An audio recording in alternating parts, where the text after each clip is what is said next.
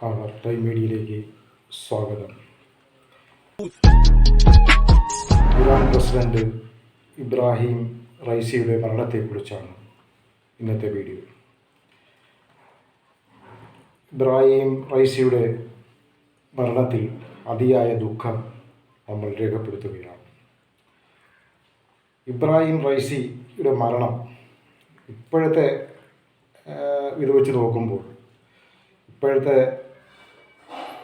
Palestine ഇസ്രായേലുമായുള്ള യുദ്ധവുമായി വെച്ച് നോക്കുമ്പോൾ അത് നമ്മൾ വളരെയധികം സംശയിക്കേണ്ടിയിരിക്കുന്നു. എനിക്കതിൽ നല്ല സംശയമുണ്ട്. കാരണം ഇതിനു മുമ്പും മൊസാദ് എന്ന ഭീകരന്മാർ പല രീതിയിലും നുഴഞ്ഞു കയറി അവരെ ഇറാൻ്റെ പരമോന്നത നേതാക്കന്മാരെയെല്ലാം അവർ വധിച്ചിട്ടുണ്ട്.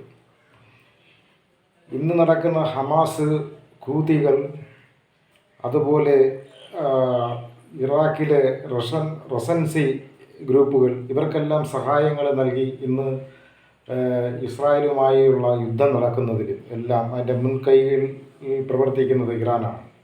അപ്പോൾ ഇബ്രാഹിം റൈസിയോടുള്ള വിരോധം അവർക്കില്ലാതിരിക്കില്ല.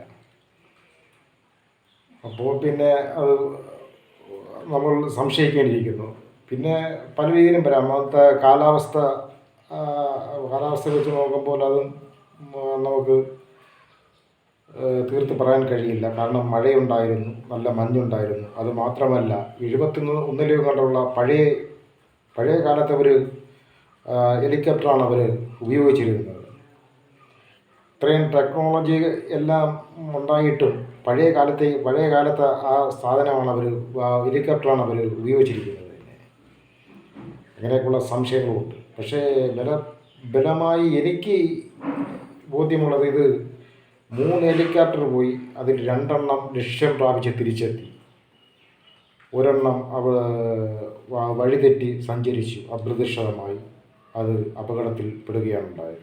അതിൻ്റെ പിന്നിൽ എന്തെങ്കിലും പല രീതിയിലും ആകാശത്ത് വെച്ച് തന്നെ തകർക്കത്തക്ക രീതിയിലുള്ള പല ടെക്നോളജികളും ഇന്നത്തെ കാലഘട്ടങ്ങളിൽ അതെല്ലാം സജ്ജീകരണങ്ങൾ അതൊക്കെല്ലാം കണ്ടുപിടിക്കപ്പെട്ടിട്ടുണ്ട്. അതുകൊണ്ട് അതിലെല്ലാം സംശയമില്ലാത്ത കാര്യങ്ങളാണ്. അത് ഇനി വരും നാളുകളിൽ നമുക്കറിയാം. എന്തായാലും ഇബ്രാഹിം റൈസിയുടെ മരണം, അതുപോലെ അവിടുത്തെ വിദേശകാര്യ മന്ത്രിയുടെ മരണം, ഗവർണർ, അതിൽ കുറേ പേരുണ്ടായിരുന്നു. അവരുടെ മരണങ്ങൾ അത് ഇറാന് മാത്രമല്ല, ലോകത്ത് ഇന്ന് ഹമാസിന്, പാലസ്തീൻ മക്കൾ എന്ന മുഴുവൻ പേർക്കും അതൊരു തീരാ നഷ്ടമാണ്. ഇന്ത്യക്കും അതൊരു നഷ്ടം തന്നെയാണ്. കാരണം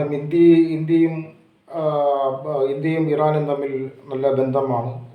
ഒരുപാട് കരാറുകളും അതുപോലെ എണ്ണ കയറ്റുമതികളും അതുപോലെ രാജ്യത്തിന് വേണ്ടി അവരുമായിട്ടുള്ള ഉടമ്പടികളും ഇപ്പോഴുള്ള ഒരു കരാറുകളും ഇതുമായിട്ടൊന്നും ആ ബന്ധത്തിനൊന്നും ഒരു കുറവുമില്ല.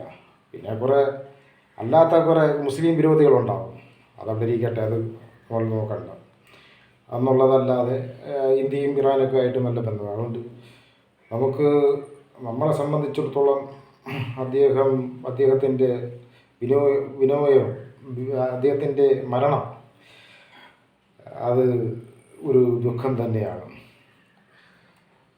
വേറെ പറയാൻ, ഇത് ഒരു ചതിയാണ് ഇതിൻ്റെ പിന്നിൽ നടന്നത് എന്നുണ്ടെങ്കിൽ അത് പിന്നെ ഒരു തീരാ നഷ്ടം തന്നെയാണ്.